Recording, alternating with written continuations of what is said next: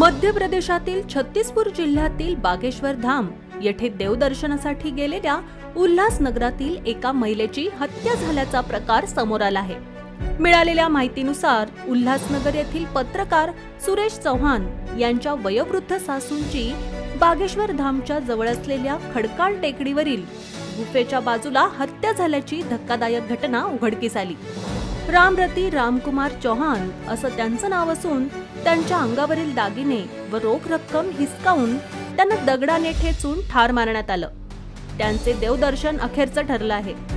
Camp 3 येथे भाजीपाला विक्रीचा व्यवसाय करणारे रामजनम चौहान हे त्यांची आई रामरती रामकुमार चौहान वय वर्ष 65 आणि इतर कुटुंबियांसह 26 मे रोजी कल्याणहून मध्य प्रदेशातील छत्तीसपूर येथील बागेश्वर धाम येथे दर्शनासाठी गेले होते।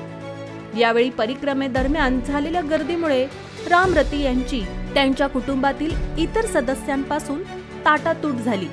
खूप शोधाशोध करूनही त्या सापडल्या नाहीत।